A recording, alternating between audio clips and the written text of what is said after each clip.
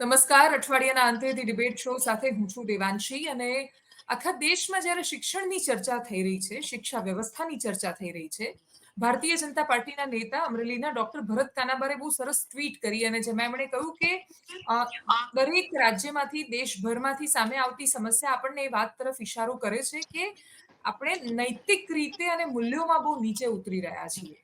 અને જ્યારે કોઈ પણ દેશનું અને એના નાગરિકનું નૈતિક અધઃપતન થાય, મૂલ્યો ખોવાયેલા લાગે, એવું લાગે કે ભ્રષ્ટાચાર લોહીમાં જતો રહ્યો છે, ત્યારે સમજવાનું કે એના માટે સૌથી પહેલા જવાબદાર એ શિક્ષણ વ્યવસ્થા છે, જેની અંદર ભણાવતા શિક્ષકથી માંડીને છેક સુધી આખું કરપ્શનની સિસ્ટમ ઘૂસી ગઈ છે. બાળકને આપણા રાષ્ટ્રીય ચરિત્ર વિશે કે પછી આપણા આદર્શ કોણ હોઈ શકે એના વિશે નથી સમજાવવામાં આવ્યું. આજે બહુ જ ઓલ ઓવર પણ છતાંય આ વિષય પર ચર્ચા કરવી છે. ભારતીય જનતા પાર્ટીમાંથી ડોક્ટર પરિમલ ત્રિવેદી આપણી સાથે છે, કોંગ્રેસમાંથી હિમાંગભાઈ રાવલ જોડાયા છે. આ બંનેનું ખૂબ સ્વાગત છે. અને ડોક્ટર પરિમલ, આપે તો સર 2006 થી 12 વચ્ચે ગુજરાત યુનિવર્સિટીના તમે જ્યારે વાઇસ ચાન્સેલર હતા ત્યારે આ રાજ્યની સૌથી મોટી યુનિવર્સિટીને તમે સંભાળી છે. હજારો છાત્રને, યુવાનોને અ, તમે એ પ્રક્રિયામાંથી પસાર થતા જોયા છે.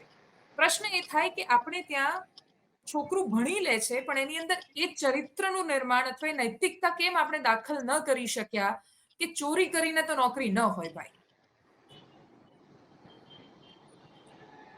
દેવાંશીબેન, આપને પેનલના સભ્ય મારા મિત્ર હેમાંગભાઈને મારા નમસ્કાર અને આપના દર્શકોને મારા નમસ્કાર. શિક્ષણ એ ચિંતાનો વિષય છે અને તમે જોયું હશે કે મેં લગભગ એવો નમ્ર પ્રયાસ કર્યો હતો ગુજરાત યુનિવર્સિટીમાં. અને મારે અહીંયા કહેવું જોઈએ કે હું જે યુનિવર્સિટી ચલાવતો હતો એ મારા ગયા પછી લગભગ એમાંથી 20થી વધારે યુનિવર્સિટીઓ અલગ થઈ છે. એમાં જીટીયુ પણ આવી ગઈ, ગુરુ ગોવિંદસિંહ પણ આવી ગઈ, કચ્છ યુનિવર્સિટી, અમદાવાદ જીએલએસ જેવી ટૂંકમાં 20 કુલપતિઓ એ યુનિવર્સિટી ચલાવે છે, જે હું એકલો ચલાવતો. શિક્ષણમાં મારા એવા પ્રયાસ હતા કે બધાને સાથે લઈને ચાલવું અને નવા આયામો કરવા. એટલે ફોરેન્સિક એ મારું બેબી છે અને આજે સેન્ટ્રલ યુનિવર્સિટી બની ઓહ, તો મને કહેવામાં કોઈ અતિશયોક્તિ નથી કે માનનીય વડાપ્રધાને જે તે સમયે જ્યારે મુખ્યમંત્રી હતા ત્યારે એમને હમ. મેસેજ દ્વારા એ લખેલું કે આ બધા કોર્સને હું અભ્યાસક્રમમાં લઈ આવ્યો હતો એ વખતે, અને એની ટીકા પણ થતી હતી. પણ આજે તમે જુઓ કે સેન્ટ્રલ યુનિવર્સિટીનો કદ એ મારો કોર્સ એ પામી છે. પછી ક્લાઇમેટ ચેન્જ હોય, પોર્ટ મેનેજમેન્ટ હોય, કોસ્ટલ મેનેજમેન્ટ હોય, કોઈ પણ હોય. જે નીતિમત્તાની તમે વાત કરી એ પ્રમાણે તો મારે એટલું ચોક્કસ કહેવું છે કે આજકાલ બધા દેવાંશીબેન શોર્ટકટ શોધે છે.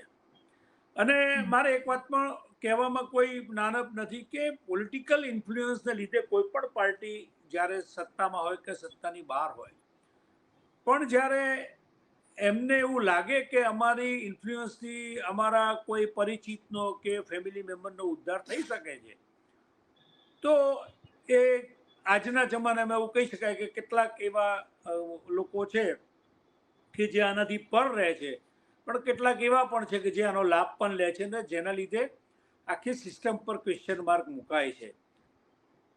કાળક્રમે તમે જોયું કે આ બધી જ એક્ઝામમાં તમને એવું નવાઈ લાગશે કે એક વખત દિવંશીબેન 12 સાયન્સમાં હેમંતભાઈ પણ કદાચ શિક્ષણ સાથે જ આમ તો એમનો નાતો છે એટલે કહેશે, એક વખત એક સમય એવો પણ હતો આ દેશમાં કે 11 સાયન્સના રિઝલ્ટ આવ્યા પછી સીધું મેડિકલમાં એડમિશન મળતું, એન્જિનિયરિંગમાં મળતું, કોઈ એન્ટ્રન્સ એક્ઝામની જરૂર નહોતી, કોઈ વિવાદ બી નહોતા થતા. આજે તમને એવા ઘણા નામાંકિત ડોક્ટરો મળશે કે જેમને કોઈ એક્ઝામ નહોતી આપી. હા, 11મામાં કે 12મામાં બોર્ડમાં નંબર આવ્યો એટલે મેરિટ બન્યું, મેરિટ બની ગયું એટલે એમને એન્જિનિયરિંગમાં, ફાર્મસીમાં કે મેડિકલમાં એડમિશન મળી ગયું. આજે સ્થિતિ એવી થઈ છે કે કોમ્પિટિશનના જમાનામાં આપણે જોયું કે દરેક જગ્યાએ આપણે એક્ઝામ ઉપર હવે એન્ટ્રન્સ એક્ઝામ લઈ આવ્યા છીએ. અને એ તમે જોયું કે એન્ટ્રન્સ એક્ઝામ ક્યાંક વિવાદમાં પણ આવે છે કેટલાક લોકોની બદ ઇરાદા ભરી પ્રવૃત્તિથી.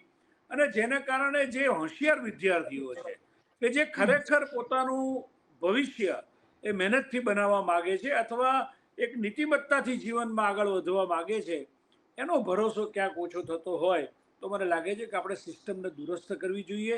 અને એટલે જ તમે જોયું હશે કે આજે ઈસરોના પૂર્વ ચેરમેન ડૉક્ટર રાધાકૃષ્ણનની અધ્યક્ષતામાં 7 સભ્યોની કમિટી બની છે. આપણે આશા રાખીએ કે કંઈક સારા પરિણામ લાવે. યસ.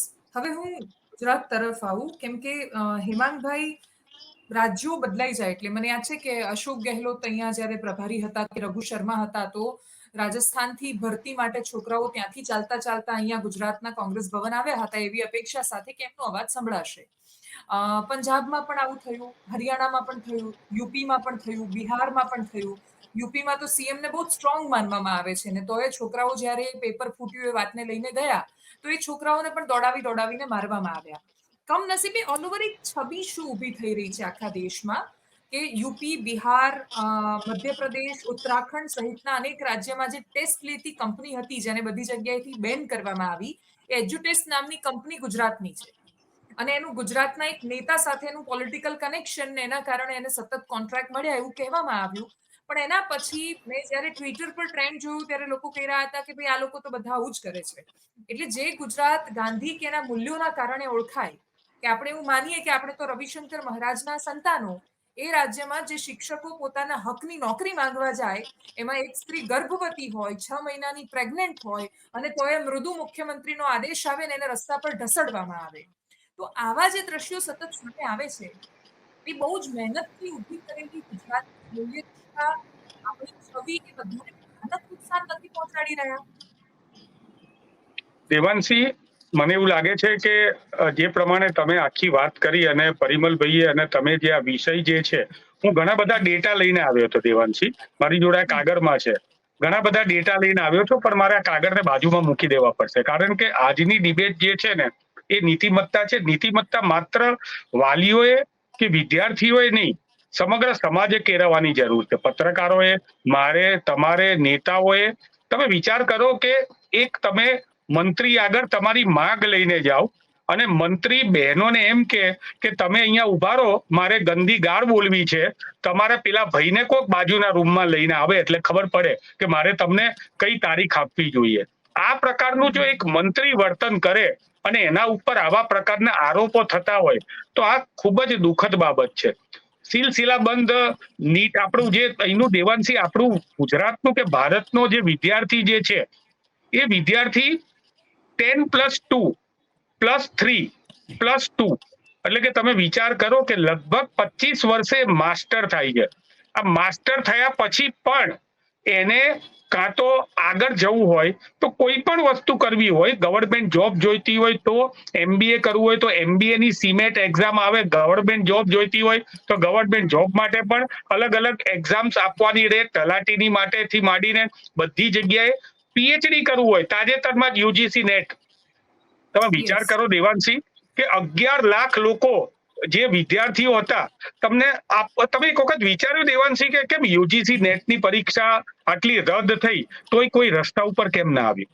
એનું કારણ છે કે 11 લાખ લોકો હતા ને, ભણેલા ગણેલા ઇન્ટેલેક્ચ્યુઅલ આપણા દેશની પ્રોપર્ટી હતી અને એ લોકો ભેગા થઈને લડાઈ કરવામાં નથી માનતા, પરંતુ એમની જે પરિસ્થિતિ હોય ને મેં જોયેલી છે. મારે ત્યાં એક વિદ્યાર્થીની છે, પરીક્ષા આપવા ગઈ હતી, અમદાવાદની અંદર સેન્ટર આપવામાં આવ્યું હતું, કર્ણાવતી યુનિવર્સિટી ઉવારસદની અંદર. કોઈ પણ જાતની બસની કનેક્ટિવિટી નહીં, કોઈ પણ જાતની ટ્રાન્સપોર્ટની કનેક્ટિવિટી નહીં. અમદાવાદથી 50 કિલોમીટર દૂર અહીંથી છોકરાઓ ત્યાં કર્ણાવતી યુનિવર્સિટીમાં જતા હતા. આ યુનિવર્સિટીની અંદર જાય એટલે ત્યાં આ યુનિવર્સિટી તો બહુ VIP યુનિવર્સિટી છે, લાખો કરોડો ફી લેનારી યુનિવર્સિટી છે. એટલે આ યુનિવર્સિટીમાં મધ્યમ વર્ગના અને આવા બધા વિદ્યાર્થીઓને જે હળધુતાઈનો સામનો કરવો પડ્યો.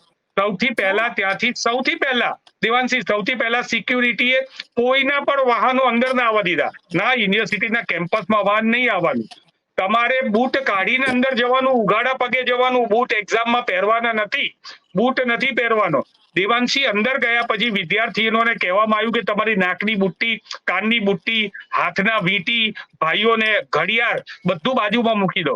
There is no any locker facility. પેલા લોકો તમે ક્યાં મૂકીએ એ તમારે જોવાનું, અમારી કોઈ જવાબદારી નથી, તમારે અંદર. આવા પરિસ્થિતિમાં 50 માર્કની જનરલ એક્ઝામ અને 100 માર્કની એમના વિષયની એક્ઝામ આપી. હું તમને જમાવટના માધ્યમથી એટલા માટે કહેવા માંગુ છું કે આવી વિષમ પરિસ્થિતિમાં એક્ઝામ આપ્યા પછી આ એક્ઝામ એક વિષયની નહોતી દેવાંશી, 82 વિષયની હતી. 82 એક્ઝામ અલગ અલગ, 82 × 4 340 જેટલા પેપરો કાઢવામાં આવ્યા હતા. 82 અલગ અલગ વિષયો, મેનેજમેન્ટના, જર્નાલિઝમના અલગ અલગ વિષયો જે છે એવા 82 સબ્જેક્ટ, ગુજરાતી, હિન્દી, પંજાબી, ઉર્દુ દરેક સબ્જેક્ટના જે લોકો પીએચડી થયેલા હોય અને જે લોકોને રિસર્ચ ફેલો બનવાનું હતું એના માટે આ એક્ઝામ આપવાની હતી. અને આ એક્ઝામની અંદર જ્યારે ગેરરીતિ થઈ ત્યારે તમે વિચાર કરો કે 82 સબ્જેક્ટના પેપરો ફોડવા વાળી ગેંગ કેવા પ્રકારની હશે. આપણે ગુજરાતની અંદર ભારતીય જનતા પક્ષના પ્રમુખ એવું કહે છે કે સરકારી નોકરીઓ તો મારા ભાજપના જ કાર્યકર્તાઓને મળવી જોઈએ. CR પાટીલ સાહેબ બોલ્યા હતા આવું હિંમતનગરમાં પ્રાંતિજમાં. જો સરકારી નોકરીઓ ભાજપના કાર્યકર્તાઓને મળવી જોઈએ તો કઈ રીતે મળવી જોઈએ એ મને ખબર નથી. પણ આ જે વ્યવસ્થા તંત્ર છે એનેથી તો સરકારી નોકરીઓ કે આપણા દેશના જે સારામાં સારા ઉચ્ચ કક્ષાના લોકો છે, આપણે એમ કહીએ છીએ આજે ડોક્ટર પરિમલ ત્રિવેદી સાહેબ અહીંયા બેઠા છે, એમણે કુલપતિનું સર્વશ્રેષ્ઠ પદ શોભાવ્યું છે. એમના માટે અમને બધાને ગર્વની લાગણી છે. અમે પણ એમની જોડે ઘણા કામો લઈને જતા હતા. એમણે પક્ષાપક્ષીથી દૂર દરેક કામો જે હિતના હતા વિદ્યાર્થીના એમણે કરેલા છે. પરંતુ આ ડોક્ટર પરિમલ ત્રિવેદી ને જો એ ડોક્ટર બનવા માટે થઈને એન્ટ્રન્સ એક્ઝામ જે તે વખતે એમફિલ કે જે કંઈ પણ હતું એ વખતે એમને જો આવી સુવિધા ના મળી હોત તો આ ડોક્ટર પરિમલ ત્રિવેદી આજે અમેરિકાની અંદર કોઈ જગ્યાએ સિનસિનાટીમાં બેઠા હશે અને ત્યાં કોઈ પોતાનું શૈક્ષણિક કાર્ય કરતા હોય. આજે આવા ડોક્ટર પરિમલ ત્રિવેદીઓ 11 લાખ આપણે ખોવાની અણી ઉપર છે. મને એનું દુઃખ છે. મારી એક બીજી વાત છે. મેં એક વાત કરી હતી જર્મની, હું એક નાની વાત કરી લઉં દેવાંશી પ્લીઝ. જર્મનીની અંદર આની સાથે સંલગ્ન છે એટલે જર્મનીની અંદર એક ભાઈને આપણે ઇન્ડિયન હતા ત્યાં ફરવા ગયા હતા, કોઈક નાનો એવો ગુનો થઈ ગયો, એમને કોર્ટમાં બોલાવવામાં આવ્યા. કોર્ટની અંદર એ ગયા અને એમને કોર્ટમાં બોલાયા એટલે કોર્ટે એમને પૂછ્યું કે તમે ક્યાંના છો? તો કે ઇન્ડિયન છું. તમે શું કરો છો? તો કે હું પ્રોફેસર છું. કે ઓ ટીચર ઇન માય કોર્ટ. જજ ઉભા થઈ ગયા અને એમને બાઇજ્જત જવા દીધા. તમે વિચાર કરો કે નીતિમત્તાની વાત છે. તો આવા શિક્ષકો જે ભવિષ્યના 11 લાખ બનવાના છે એમના મનોસ્થિતિ અત્યારે શું હશે એ પણ આપણે વિચારવી જોઈએ. ઓકે, હવે શિક્ષકની વાતથી એકદમ પ્રાથમિક શિક્ષક સુધી હું પરિમલભાઈ આખી આ વાતને લઈ જાઉં. તમે જે કહ્યું કે શોર્ટકટ શોધે છે, પોલિટિકલ ઇન્ફ્લુઅન્સ પણ હોય છે, આ બધાનું ઉદાહરણ 2012ની આજુબાજુ જે શિક્ષકો ધસડાતા હતા એ લોકો ટેટનું પેપર ફૂટ્યું ગુજરાતમાં, પરીક્ષા રદ કરવાની થઈ, એક બહુ જ મોટું કૌભાંડ સામે આવ્યું. જે તે સમયના શિક્ષણ મંત્રી, બાકીના મુખ્ય જે મંત્રીઓ હતા એ પ્રધાનોના નામ સામે આવ્યા. કશું ખાસ થયું નહીં એમાં, પણ પેપર એક્ઝામ રદ કરી દેવામાં આવી. વર્ષોના વર્ષો એ નેક્સસ ચાલે, 5-7 વર્ષ થઈ જાય ત્યાં સુધી ભરતીઓ ન થાય. આપણે બધું કોન્ટ્રાક્ટ પર લઈ જઈએ. છોકરાને જે એને સંસ્કારનું સિંચન કરવાનું છે, આપણે મોટી મોટી વાતો કરીએ આચાર્ય ચાણક્યની, આપણે એવું કહીએ કે પ્રલય ઓર નિર્માણ શિક્ષક કી ગોદ में पलते हैं એવા સૂત્રો લખેલા હોય પ્રાથમિક શાળાના બોર્ડ પર. પણ પેલો સાહેબ છે તો કોન્ટ્રાક્ટ પર નોકરી કરતો હોય ને 11 મહિને છૂટો થઈ જવાનો હોય. એની અંદર પણ એ ડેડિકેશન કે કશું ન હોય. તો એ જ્યારે સન્માન શિક્ષકનું નથી ચડવાતું તો એ તો જર્મનીની કોર્ટના જજ હતા કે મારી કોર્ટમાં ટીચર આવ્યા છે એમ કરીને જવા દે છે. આપણે ત્યાં તો શિક્ષકનું એટલું સન્માન ક્યાં જળવાય છે સામાજિક રીતે? આપણે શું કામ જે એન્ટ્રી લેવલ પર કરપ્શનને ઘૂસવા દઈએ છીએ? શિક્ષક જો ચોરીથી ઘૂસે છે, પેપર ફૂટીને ઘૂસે છે, એ ક્યારેય છોકરાઓને નીતિમત્તા નહીં શીખવાડે. પોલીસનો કોન્સ્ટેબલ છે એ ચોરી કરીને સિસ્ટમમાં જાય છે તો એ ઘૂસ ખાવાનો છે. ડોક્ટર જો પૈસા ખર્ચીને કે ચોરી કરીને બને છે તો એના માટે દર્દી નહીં, એના માટે રૂપિયા કમાવાનું છાપવાનું મશીન છે. સિવિલ એન્જિનિયર ખોટી રીતે પાસ થાય છે તો એ ખોટા પુલ કરવાનો જ છે, સાઈન પૈસા ખાવાનો છે ને આપણે પડીને મરવાના છીએ. તો દરેક જગ્યાએ મૂળ સરકારી સિસ્ટમમાં એન્ટ્રી છે, આપણે કેમ નથી રોકી શકતા એને? દેવાંશીબેન, આ પ્રશ્ન જેને કહેવાય ને કે આની ઉપર અમે લોકો તો બહુ અંદરથી પીડાતા હોઈએ છીએ, કારણ કે આ ઘણી વસ્તુ એવી છે કે જે આ દેશમાં કોઈ પણ પાર્ટીની સરકાર હોય પણ કેટલીક સ્થિતિ ઘણા વર્ષોથી તમે જોયું કે એ નથી આપણા હાથની બહાર જતી રહે છે અથવા નથી કંટ્રોલમાં આવતી. મને એવું ચોક્કસ મારું માનવું છે, મને સૌભાગ્ય મળ્યું છેલ્લા ઘણા વર્ષોથી કે મેં દુનિયાની જે સર્વશ્રેષ્ઠ યુનિવર્સિટીઓ ગણાય એની મને મુલાકાત લેવાનું ને ત્યાંનું કલ્ચર જાણવાનો મને મોકો મળ્યો. અને જ્યાં સુધી હું નહોતો ગયો ત્યાં સુધી હું ખોટા ખ્યાલોમાં હતો, પણ ગયા પછી મેં જોયું કે યુનિવર્સિટીમાં પણ ભારતીયો ઉચ્ચ સ્થાને છે ને ભારતીયો એ યુનિવર્સિટીને આગળ લઈ જવામાં એટલા અગ્રેસર છે કે એમાંથી જ કોઈ સુંદર પિચાઈને સત્ય નડેલા મળે છે. આપણે આ કલ્ચરને એક્સેપ્ટ નથી કરી શકતા. આપણે એવી બિલિયન્સ ડોલરની કંપનીને કોઈ ભૂરિયાના હાથમાં આપણે નહીં આપી શકીએ. તો એ આપણા શિક્ષણનું એક વૈચારિક આપણું એક મને લાગે છે ત્રુટિ એ છે કે આપણી આખી વ્યવસ્થાનો જે ગંગા છે એ પોલિટિકલ વ્યવસ્થામાંથી જન્મ લે છે ને એ એપોઇન્ટમેન્ટ પણ પોલિટિકલ હોય છે ને જેના કારણે એને જસ્ટિફાય લોકો નથી કરી શકતા. હેમાંગભાઈ મારી સાથે છેલ્લી એક ડિબેટમાં હતા અને ટેટના શિક્ષકોની એક વાત થઈ એક ચેનલમાં, ત્યારે મેં એવું કહ્યું હતું કે છેલ્લે ડિબેટના અંતે કે અમારા નમ્ર પ્રયાસો એવા હશે કે વિદ્યાર્થીઓને ન્યાય મળે અને અમારું જેટલું બી સાંભળે કે ના સાંભળે પણ અમે એવો પ્રયત્ન કરીશું કે ક્યાંક ને ક્યાંક ભરતી પ્રક્રિયામાં આ વાત આગળ જાય ને બીજા દિવસે તમે જોયું હશે કે સરકારે લગભગ 7,500 શિક્ષકોની નિમણૂકનો એક નિર્ણય લીધો. ટૂંકમાં આપણને એમ લાગે કે ક્યાંક એનું પરિણામ આવ્યું. હવે અહીંયા તમે જે વાત કરી મારે એને બીજા એંગલથી લઈ જવી છે કારણ કે આવી ડિબેટ કરવાનો અમને મોકો નથી મળતો અને હું તો એવું માનું છું કે શિક્ષણને ક્યાંય સ્થાન નથી. જે હેમાંગભાઈએ વાત કરી, હેમાંગભાઈ પણ શિક્ષણના જીવ છે. તમે જુઓ તો લાર્જલી શિક્ષણને આપણા દેશમાં જેટલી પોલિટિકલની ચર્ચા વ્યવસ્થાની ચર્ચા થાય છે, બીજા બધા ઇસ્યુની ચર્ચા થાય છે, એમાં હેલ્થ આવી ગયું, પણ જેમાં તમારા બાળકો આ દેશનું ભવિષ્ય બનવાના છે. આટલા બધા બાળકો આપણા વિદેશમાં જઈને મા બાપ પોતાના જીવનની મૂડી આપીને એને ત્યાં કેરિયર બનાવવા મોકલે છે. કેટલાક કિસ્સામાં તો એકના એક બાળકો હોવા છતાં પણ એને મોકલવા માટે મા બાપ તત્પર થાય છે. શું કોઈ આમાં વિચાર કરે છે કે આની પાછળનું કારણ સમાજ છે, સરકાર છે, આપણે છીએ કે કોણ છે? તો મને લાગે છે કે સ્થિતિ દોરવાય છે. 10 વર્ષની સ્થિતિ તમારા હાથમાંથી નીકળી જશે ને પરિસ્થિતિ એવી થાય છે કે આ યુવાનોને હવે તમારી સિસ્ટમમાં વિશ્વાસ બી નથી રહ્યો.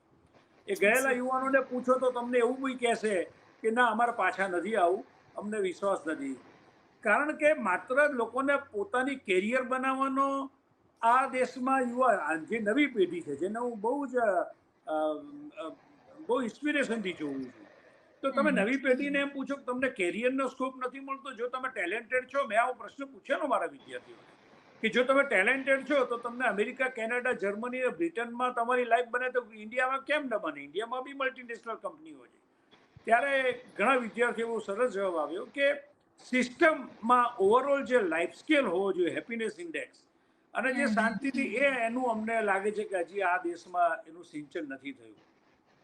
75 વર્ષની આપણી આ સિસ્ટમ થયા પછી પણ આપણે કહીએ છીએ કે આજે પણ શિક્ષણમાં પરિવર્તન માટે આપણે ચર્ચા કરતા હોઈએ તો મને લાગે છે કે તમે જે પ્રશ્ન કર્યો એના બિંદુ ઉપર હું આવું છું કે પ્રાઇમરી શિક્ષણથી લઈને હાયર એજ્યુકેશન સુધી મને એવું દેખાય છે દેવાંશીબેન કે આપણે ખાનગીકરણને જે સરકારનો બોજો ઘટાડવા માટે જે એક માધ્યમ બનાવ્યું છે અને ખાનગીકરણની અંદર તમે જોયું હશે કે એવું આજે કહેવાય છે કે આપણે ત્યાં પગાર સરકારી શિક્ષકોનો સારો અને એજ્યુકેશન ખાનગી સ્કૂલોનું સારું. કારણ કે ખાનગી સ્કૂલોના શિક્ષકોને એટલો પગાર નથી મળી શકતો અને સરકારી સ્કૂલોના પગાર જે સ્કૂલો છે એમાં શિક્ષકો સારા છે પણ એનું ઇન્ફ્રાસ્ટ્રક્ચર નથી એટલે ત્યાં વાલીઓને વિશ્વાસ નથી. પછી એમાં ઇંગ્લિશ મીડિયમ એક ફેક્ટર હોઈ શકે. હવે આ બંને પાસાને ભેગા કરીને કોઈ પ્રયત્ન એવા થવા જોઈએ. અમે તો સરકારમાં આ વસ્તુને કહીએ છીએ કે એવા પ્રયત્ન થવા જોઈએ. મેં લગભગ 120થી નવા અભ્યાસક્રમ મૂકેલા અને એ વખતે મારો પ્રયાસ એવો હતો કે ભાઈ આ શિક્ષણને આ કોર્સમાં લાવવા જોઈએ. પછી એ ક્લાઇમેટ ચેન્જ હોય, એમાં તો મોદી સાહેબે પુસ્તક લખેલું ક્લાઇમેટ ચેન્જ ઉપર, ક્લિનિકલ રિસર્ચ હોય, તો આપણે ત્યાં પ્રયોગો નથી થતા અને એક દીવાઢાળ પ્રવૃત્તિથી આપણે આગળ વધતા હોઈએ છીએ. અને આ સરકારમાં નવી શિક્ષણમાં આઈ હોપ કે એ નવી વસ્તુઓને કંઈક આયામ આપે. પણ મને લાગે છે કે તમે તમારા જે આજની ચિંતા છે અને જે હેમાંગભાઈએ પણ જે વાત કરી એ પ્રમાણે જોઈએ તો આપણે માત્ર મુખ પ્રેક્ષક બનીને સ્થિતિનો સ્મરણ કરીએ છીએ અથવા સ્વીકારી લઈએ છીએ, ચર્ચા કરીએ છીએ, પણ એને જે સુધારી શકે એવા લોકો છે કે જેને એને પરિવર્તન કરીને ટ્રાન્સફોર્મેશન કરી શકે એવા જે લોકો છે એ લોકો આમાં સાયલેન્ટ બની ગયા છીએ, ત્યાં ભીષ્મના રોલમાં આવી ગયા છે. અને મને લાગે છે શિક્ષણને આ દેશમાં જેટલું કિસાનોને મહત્વ છે પોલિટિકલ વ્યવસ્થામાં, જેટલું બીજા સામાજિક વ્યવસ્થામાં જાતિઓને મહત્વ છે, મને લાગે છે શિક્ષણ એ કદાચ છેલ્લી ચોઈસ છે. મને તો કહેતા નવાઈ લાગે છે કે કોઈ પણ સરકાર હોય, તમે એના અધિકારીઓને પૂછો કે જો તમને કોઈ સેક્રેટરી કક્ષાનું કે પ્રિન્સિપલ સેક્રેટરી કક્ષાનું પદ એ જો એજ્યુકેશન ખાતામાં મૂકવામાં આવે તો એ અધિકારી એમ મને છે કે આમાંની પનિશમેન્ટ છે. આ મેં જોયેલું છે. હું વાઇસ ચાન્સેલર એટલે બહુ મોટી પોસ્ટ હતી, મેં જોયેલું છે કે એવું માની લે છે કે if we are placed in education department it means કે વી આર બીઇંગ પનિશ્ડ. એમને ઇન્ડસ્ટ્રી મળે, હોમ મિનિસ્ટ્રી મળે, ફાઇનાન્સ મળે તો દે આર બીઇંગ એપ્રિશિએટેડ. તો મને લાગે છે કે એજ્યુકેશનની અંદર ઓવરઓલ એક એવી વાત થઈ રહી છે કે જેને લીધે તમને પરિણામ નથી મળતા. તમે ઘણી ડિબેટ અને મને આનંદ છે કે તમે આ ડિબેટ કરી અને આ ડિબેટ ચર્ચા હમણાં જ મેં એક ચેનલમાં કહ્યું કે છેલ્લા ઘણા વખતથી આ ડિબેટ વળી થઈ રહી છે. તો એનાથી એક નવું સરકારમાં પણ નવા ઇનપુટ્સ મળે છે, પબ્લિકમાં પણ અવેરનેસ આવે છે અને કેટલાક લોકો એને પોઝિટિવલી લઈને રસ્તો પણ દેખાડે છે. એટલે અને આને પોઝિટિવલી લીધા સિવાય કોઈ છૂટકો નથી, કેમ કે તમને ગમે તેટલું કડવું લાગે, આ છે વાસ્તવિકતા. અને આપણે જો આજે આને રોકાઈને અને થોડી એક જે અતિશય સ્પીડમાં ચાલતું બધું થઈ ગયું છે એને બ્રેક લગાવીને આપણે નહીં વિચારીએ કે આપણે કઈ બાજુ છોકરાઓને મોકલીએ છીએ. આપણે છોકરાઓ અને જે તમે સીમિત રહેવાની વાત કરી હેમાંગભાઈ, હું એ જ પ્રશ્નથી આવું છું કે આપણે બહુ જ સીમિત કરતા બહુ દંભી બનતા જઈ રહ્યા છીએ. ઋષિ સુનક બ્રિટનમાં હોય તો આપણને બહુ જ ગર્વ થાય, પણ સોનિયા ગાંધી પર લોકો ગાળો પણ આપી દે. સ્વીકાર્યતા તો બધી જગ્યાએ ક્યાંય નથી, રાજનૈતિક રીતે પણ નથી, એજ્યુકેશનમાં પણ નથી. અને આપણે ગુરુ બનવું છે, બંધુ નથી બનવું. એટલે જ્યારે મને યાદ છે આ 2024 નું કેમ્પેઇન થતું હતું, એમાં દરેક જગ્યાએ વિશ્વ ગુરુ લખવામાં આવ્યું. ફાઇનલી પરિણામ પછી એવું લખવામાં આવ્યું કે આપણે વિશ્વ બંધુત્વની ભાવના સાથે આગળ ચાલવું પડશે, કેમ કે બધાની પાસે કશુંક ને કશુંક છે. આપણે દુનિયાને યોગ શીખવી શકીએ છીએ તો દુનિયામાંથી બાકીનું બધું પણ છે જે આપણે પણ શીખવું જોઈએ. એ જે પરસ્પર વાળી ભાવના છે એ ખાસી બધી પાછળ છૂટી રહી છે. બધું મને જ આવડે છે, આપણે બીજું સોશિયલ મીડિયાના રાષ્ટ્રવાદી બની રહ્યા છીએ. એટલે હમણાં જ્યારે નેસ્લેનો રિપોર્ટ આવ્યો ત્યારે મેં એ જ કહ્યું કે સ્વદેશી અપનાવો એવું સોશિયલ મીડિયા પર સ્ટેટસ મૂકવાનું મારાથી મોટું રાષ્ટ્રવાદી કોઈ નહીં, નેશનલિસ્ટ, દેશ સે બડા કોઈ નહીં, એ પ્રકારની પોસ્ટ લખતા ભારતીયો એક વર્ષમાં 600 કરોડ મેગી ખાઈ ગયા. એમને એ નથી ખબર કે લાપસી કેમની બને. એમને શીરા સાથે કોઈ મતલબ નથી ને મને નથી લાગતું કે મેગી કરતા વધારે સમય લાગતો હોય છે. પણ છતાંય જે શિક્ષામાં આપણે બહુ બધી મૂળભૂત વાતો, જે આધાર આપણો હોય છે, શિક્ષા અને સંસ્કાર, આ બંને જે સાથે નથી ચાલી રહ્યા, ગળથુથીથી લોચો જે આવી રહ્યો છે, એ એજ્યુકેશન સિસ્ટમમાં કરપ્શનના ફોર્મમાં જ્યારે જાય છે. એટલે 1,40,00,000 યુવાનો એવા છે કે જે છેલ્લા થોડા વર્ષોમાં માત્ર પેપર લીકના કારણે એમની આશા છોડી ચૂક્યા છે. જે પરિમલ સરે વાત કરી અને હું આગળ લઈ જાઉં તો અમેરિકામાં ચૂંટણીનું કેમ્પેઇન ચાલી રહ્યું છે. એમાં ડોનાલ્ડ ટ્રમ્પે જ્યારે પોડકાસ્ટ કર્યું એક, તો એમણે એ કહ્યું કે જે છોકરાઓ અહીંયાથી ભણીને બહુ હોશિયાર સાબિત થશે એ લોકોને અમે તરત ગ્રીન કાર્ડ આપી દઈશું. કે બહુ જ બધા લોકો હોશિયાર હોય છે, આ દેશ છોડીને ન જોવા જઈએ. તો એ ભારતના લોકોને ત્યાંની નાગરિકતા આપીને સમાવી લે છે, પણ આપણે આપણા દેશના લોકોને આપણી પાસે નથી રાખી શકતા. ભયાનક બહાર જઈ રહ્યા છે. એટલે બ્રેન ડ્રેન જે થઈ રહ્યું છે, આપણે ભલે એને ઇન્વેસ્ટમેન્ટ કહેતા હોઈએ, પણ એ લોકો જ્યારે ચોઈસ કરવાની આવે છે ત્યારે બહુ જ સ્વાભાવિક રીતે એ લોકો પોતાની કરિયર અને એને પોતાનો દેશ માની ચૂક્યા હોય છે.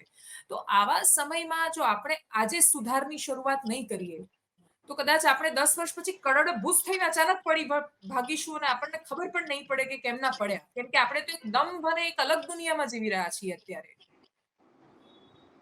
જો દેવાંશી, તમે વાત કરી, પરિમલભાઈએ કરી, આપણે હંમેશા ગીતામાં લખેલું છે કે પરિસ્થિતિનો સ્વીકાર કરીશું તો જ પરિસ્થિતિનો સામનો કરી શકીશું. આપણે સ્વાભાવિક છે કે પરિસ્થિતિનો સ્વીકાર પરિમલભાઈ કરે છે, બહુ મોટી વસ્તુ છે ને ધન્યવાદ છે. પણ આ પરિસ્થિતિનું નિર્માણ થયું હોય તો એની જવાબદારી જે છે એ બંધારણમાં લખેલું છે કે શિક્ષણ અને આરોગ્યની જવાબદારી એ સરકારોની પહેલી જવાબદારી છે. અને એ જવાબદારીમાંથી સરકાર જતા રહે છે એમ કરીને હાથ ઊંચા ના કરી શકે. દિવાંશી, હું તમને સાઉથની યુનિવર્સિટીની વાત કરું તો સાઉથની અંદર હું એક યુનિવર્સિટીમાં ગયો હતો. તો ત્યાં એનું પહેલો દિવસ હતો, વિદ્યાર્થીઓને બધાને ફી ભરાવડાવી હતી, બધું કમ્પ્લીટ હતું. અને યુનિવર્સિટીના ડીને વીસીએ આવીને એવું કીધું કે આ અમારી યુનિવર્સિટીની પદ્ધતિ છે, આટલા અવર્સ 80% તમારી હાજરી, આટલા અવર્સ, આટલી એક્ઝામ, આટલું આ, અને અમારે ત્યાં ભણવું છે તો ટફ રહેવાનું છે. જો તમે ટફ સ્વીકાર્ય હોય, તમે ફરિયાદ ના કરવાના હોય તો જ તમે અહીંયા રહો, નહીં તો અમે તમને અત્યારે તમારી ફી પાછી આપી દઈએ છીએ. આ રીતની જે એક જમાનામાં જે ગુરુકુળની અંદર જે વ્યવસ્થા હતી દેવાંશી, હું ભારત દેશની અંદર જ આજે પણ ચેન્નઈમાં, બેંગ્લોરમાં એ પ્રકારના મોટા મોટા ઇન્સ્ટિટ્યુશન છે દેવાંશી, કે જે ઇન્સ્ટિટ્યુશનની અંદર આવા પ્રકારનું સારામાં સારું ભણતર આપવામાં આવે છે. ઇવન બિહારની અંદર આટલી ગરીબ પરિસ્થિતિની અંદર પણ વિદ્યાર્થીઓ આઈએએસ આઈપીએસ સૌથી વધારે થાય છે. કારણ શું કે આજે આપણી અમદાવાદની અંદર આટલી બધી પ્રાઇવેટ ગુજરાતની અંદર યુનિવર્સિટી થઈ ગઈ છે. મારા મિત્રોની યુનિવર્સિટી છે. મેં એમને કીધું કે તમે એવો કોર્સ લાવો કે એનું નામ જ આપો તમે બેચલર ઇન પબ્લિક એડમિનિસ્ટ્રેશન. આજે છોકરાઓ બીએ કરે છે કે બીકોમ કરે છે, બંક મારે છે અને અહીંયા યુપીએસસી ની કરોડો લાખો રૂપિયા ફી ખર્ચીને ચહલમાં ને બધામાં શીખવા જાય છે. એના બદલે યુપીએસસી ની ટ્રેનિંગ જ આપો, બેચલર ઇન પબ્લિક એડમિનિસ્ટ્રેશન. તમે યુપીએસસી ની ટ્રેનિંગ આપો, તીર જે છે એ આકાશની ટોચ સુધી રાખો. પછી ધારો કે યુપીએસસી ના કરે તો જીપીએસસી, જીપીએસસી ના કરે તો બેંક પીઓ, બેંક પીઓ ના કરે તો સેક્શન ઓફિસર, સેક્શન ઓફિસર ના કરે તો તલાટી સુધીની એમની જોડે તકો રહેલી છે. પરંતુ અહીંયા આ પ્રકારનું ભણતર આપણા ગુજરાતમાં નથી, જો આપણે કમ્પેરિઝન કરીએ તો. બીજી વાત, આ ટેટના વિદ્યાર્થીઓને આપણે ના ભૂલવા જોઈએ. જે પ્રમાણે તમે સગર્ભા બહેનની વાત કરી, જે પ્રમાણે પેલી બહેનનો મોબાઈલ, જે પ્રમાણે પેલી 2 પોલીસ વાળી બહેનો, હવે આ જ એલઆરડી વાળી બહેનો, જે આ બહેનો જે એમનો હાથ ખેંચતી હતી ને, એ અમારી કોંગ્રેસ પક્ષ જોડે આવતી હતી જયારે એમને અન્યાય થતો હતો ત્યારે અમારા જેનીબેન ઠુમ્મરે એમને કીધું હતું આ લોકોને જે લીધા એ છેલ્લી ભરતીમાં, કે અમે તમારા માટે લડીશું, પણ કાલે તમે અમારી ઉપર જ લાકડીઓ ના ઉગામતા. આજે એ જ લોકો અમારી ઉપર લાકડીઓ ઉગાડે છે, અમારા બહેનો ઉપર. અને અમારા આ જે છે એ આખી એક વ્યવસ્થા તંત્રનો ભાગ થઈ ગયો છે. મારે એટલું કહેવું છે કે ટેટની પરીક્ષા જ્યારે આપી હતી, છેલ્લી પરીક્ષા, ત્યારે વિદ્યાર્થીઓને એ પ્રમાણે પરીક્ષા અપાવવામાં આવેલી હતી કે તમારે ગવર્મેન્ટ જોબ માટે બધાને નથી, તમે મેરિટમાં આવશો. ટેટની પરીક્ષા કે ટાટની પરીક્ષા આપ્યા પછી મેરિટમાં આવશો એટલે તમને સરકારી જોબ મળવાની છે. એ આશાએ આ લોકોએ ટેટ ટાટની પરીક્ષા આપી હતી. અચાનક આવી ગયું પેલું જ્ઞાન સહાયક, અચાનક આવી ગયું જ્ઞાન સહાયક, એ કોઈને ખબર જ નહોતી. હવે જો એમને ખબર હોત કે ભાઈ 11 મહિનાના કરાર માટે અમને બેસાડવાના છે 25,000 રૂપિયામાં અને પછી કઈ થવાનું નથી, તો એ લોકો આ પરીક્ષાની મહેનત જ ના કરે. શા માટે એ લોકોને મહેનત તમે કરાવડાવી? અને અત્યારે મેં તમને સાહેબે કીધું, બહુ સાચી વાત છે કે આઈએએસ આઈપીએસ ઓફિસરોનો સરકાર ઉપર સકંજો થઈ ગયો છે. હું નામ સાથે કહું છું, વિનોદભાઈ રાવ. નામ કેવા આપે? Command and control. અરે ભાઈ, શિક્ષકો ઉપર કમાન્ડ એન્ડ કંટ્રોલ ના આપવાનું હોય. આ તમારે ત્યાં તમારે લશ્કરમાં કમાન્ડ એન્ડ કંટ્રોલ આવે. અહીંયા તો તમારે શિક્ષકો તમારા દેશના ભવિષ્ય છે. આ એક શિક્ષકથી ચાલતી શાળાઓ કેટલી છે? 1200 શાળાઓ છે. એક શિક્ષકનું કામ શું? તો તેડાગરનું કામ પણ એને કરવાનું, પ્રિન્સિપાલનું કામ એને કરવાનું, અને પેલું પાછું એ તો ઢોલ વગાડીને તીડ ભગાડવા જવાનું, લાશો ગણવા જવાની, કોરોનાની અંદર ચૂંટણીનું કામ કરવાનું, આ બધું કામ, જમવાની થાળીઓ ગણવાની, આ બધું કામ તો ખરું જ પાછું. એક શિક્ષકથી ચાલતી શાળાઓ. એનઈપી પરિમલ સાહેબ વડાપ્રધાન મોદી સાહેબ જોડે કામ કરી ચૂકેલા છે એટલે એ એમના વખાણ કરી રહ્યા છે.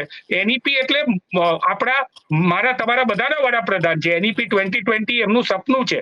એનઈપી 2020 મુજબ જોઈએ ને તો ગુજરાતમાં 72,000 શિક્ષકોની ઘટ છે. 72,000 અંડરલાઈન કરું છું. અને અત્યારે વિધાનસભામાં ભારતીય જનતા પાર્ટીની સરકારે જે છેલ્લો આંકડો આપેલો છે એમાં 32,000 શિક્ષકોની ઘટ છે. તો તમે 32,000 શિક્ષકો ભરી દો, તમારું મહેકમ છે, તમે એના માટે બજેટ પાસ કરેલું છે, તમે એસટી બસોના અંદર ખર્ચા કરો છો, તમે ગરીબ કલ્યાણ મેળાના ખર્ચા કરો છો, તમે બીજા બધા ખર્ચા કરો છો, એ બધા ખર્ચા તમે ડેવલપમેન્ટ કરો છો તો એની અંદર તો 40% કમિશન છે. ભૂલી જાઓ તમારે ડેવલપમેન્ટનું. આ જ સાચું ડેવલપમેન્ટ છે. દેવાંશી, મેં શરૂઆતમાં કીધું 10+2+3+2 એટલે માસ્ટર. ભારત દેશની અંદર એક છોકરો, આ મને મનોજભાઈ સોનીએ કીધું હતું, પરિમલભાઈ, એક વખત હું એમની જોડે ચર્ચા કરતો હતો ત્યારે, મનોજભાઈ સોની સાહેબ જયારે બાબા સાહેબ આંબેડકર ઓપન યુનિવર્સિટીમાં હતા ત્યારે, અત્યારે તો એ વડા છે, તો એમણે કીધું હતું કે ભારત દેશની અંદર એક વિદ્યાર્થી બાલ મંદિરમાં પ્રવેશ લે છે અને ગ્રેજ્યુએશન કરે છે ને, ત્યારે એ 1,00,000 વિદ્યાર્થી હોય ને તો ખાલી 14% જ ગ્રેજ્યુએશન કરે છે અને માસ્ટર તો ખાલી 6% જ કરે છે. તમે વિચાર કરો કે 1,00,000 વિદ્યાર્થીએ 6% માસ્ટર કર્યા હોય અને એમાંના તંદુરસ્ત છોકરાઓ એ ટેટ ટાટમાં આવે છે, અને એ લોકો એ પછી મેરિટમાં આવ્યા પછી આ રીતે ગાંધીનગર એમને આ પ્રકારેની એમને જે પ્રમાણે અપમાન સહન કરવું પડે. દેવાંશી, એક જમાનો હતો, કોંગ્રેસની સરકાર હતી, સત્તા પક્ષની વાત કરું, રાજકીય વાત નથી કરતો, કારણ કે પરિમલભાઈ છે, કોઈ બીજા ચર્ચામાં હોત તો હું 100% વધારે કડકાઈથી રાજકીય વાત કરે, પરંતુ પરિમલભાઈ એક આદર્શ અમારા ગુરુ પણ રહી ચૂકેલા છે. તો મારે એ કહેવું છે કે કોંગ્રેસની સરકાર હતી તો વિધાનસભાની સામે શામિયાનો બાંધી આપતા હતા. કોઈને અશોકભાઈ ભટ્ટને કોઈ પણ જાતનો વિરોધ પ્રદર્શન કરવું હોય તો ત્યાં શામિયાનો બાંધી આપીએ, એમના માટે પાણીની વ્યવસ્થા કરીએ અને એમની વાતો સાંભળીએ. આજે એના બદલે કલમ 144 નાખીને અઘોષિત એક જાતની આ ઇમરજન્સીની જે વાત થઈ રહી છે, મને લાગે છે કે આપણે મહેકમ પૂરેપૂરું ભરી દેવું જોઈએ. 16 લાખ કરોડ રૂપિયા જો તમે ઉદ્યોગપતિઓને માફ કરી શકતા હોય તો આ તો 15-17 હજાર કરોડ છે. ગુજરાતમાં હમણાં એક કંપની આવી, એ કંપની જે છે સાણંદની અંદર માઇક્રોન ચિપ બનાવે છે. એ કંપની 5000 રોજગારી આપવાની છે. એક રોજગારી દીઠ 3.5 કરોડ રૂપિયા એમને આપણે સબસિડી આપી રહ્યા છે. એક વ્યક્તિની રોજગારી આપવાની વાત છે. તો તમે એ 17,000 કરોડ જે છે, એમએસએમઈ નું બજેટ આખા દેશનું 20,000 કરોડ અને 17,000 કરોડ ખાલી એક કંપની એમાં આપી દેવામાં આવે છે. અરે તમે 2-5 હજાર કરોડ આપશો ને તો આ ગુજરાતના વિદ્યાર્થીઓનું ભવિષ્ય સુધરી જશે. ગુજરાતના વિદ્યાર્થીઓનું ભવિષ્ય સુધરશે તો આવનારી આપણી પેઢીઓનું ભવિષ્ય સુધરવાનું છે. કારણ કે આ શિક્ષકો છે, તમે શરૂઆતમાં કીધું હતું કે શિક્ષક કભી સાધારણ નહીં હોતા, પરંતુ ભારતીય જનતા પાર્ટીની સરકારે શિક્ષકોને સાધારણ બનાવી દીધા છે. Okay, thank you so much. આપ બંને અમારી સાથે જોડાયા, ચર્ચાનો હિસ્સો બન્યા, અને મને એવું લાગે છે કે ફરી કોઈ વાર એક સરસ નાનું રાઉન્ડ ટેબલ કરીને ચર્ચા કરીશું આ વિષયની ખૂબ સકારાત્મકતા સાથે. અને એ વખતે હું તમારું ઇન્ટ્રોડક્શન ભાજપ કે કોંગ્રેસના નેતાઓ તરીકે નહીં આપું. થેન્ક યુ સો મચ, આપ બંને અમારી સાથે જોડાયા. આખરી વાત છે કે આપણે સ્વીકારીએ તો છીએ વાતનું કે આપણે દિશાવિહીન બની રહ્યા છીએ.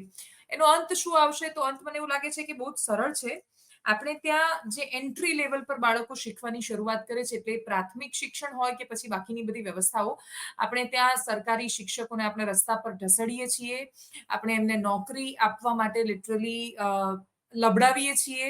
એ લોકો તડપે છે, એમને રસ્તા પર મારવામાં આવે છે. નેટની પરીક્ષા જેણે પ્રોફેસર બનવાનું છે એની સાથે પણ આ થઈ રહ્યું છે. તો જે શિક્ષક છે, જેણે આખી વ્યવસ્થાનું ઘડતર કરવાનું છે, એ પોતે અસુરક્ષિત મહેસૂસ કરી રહ્યું છે. અને જ્યાં સુધી આપણે એ વ્યવસ્થાને મજબૂત નહીં બનાવીએ ત્યાં સુધી બાકીના બધા પ્રશ્નો યથાવત રહેવાના છે. બીજી સૌથી મોટી સમસ્યા, આપણે ત્યાં છોકરાઓ કોલેજમાં જલસા કરે છે અને પછી નોકરીમાં પીસાય છે, મજૂરી કરે છે. એટલે જે સમય ભણવાનો, જે કડકાઈની વાત કરી કે જે સમય ભણવાનો છે ત્યાં ખરેખર જલસા થાય છે, અને જ્યારે શાંતિથી જીવન, જે હેપીનેસની વાત છે, ખુશી નોકરીમાં મળી જ નથી શકતી, કેમ કે બહુ જ પીસાય છે બધા. એટલે આ બધી વાતોનું આપણે ખરેખર કોઈ સોલ્યુશન લાવી શકીએ એવી અપેક્ષા સાથે ડિબેટ શોમાં અત્યારે બસ આટલું જ. નમસ્કાર.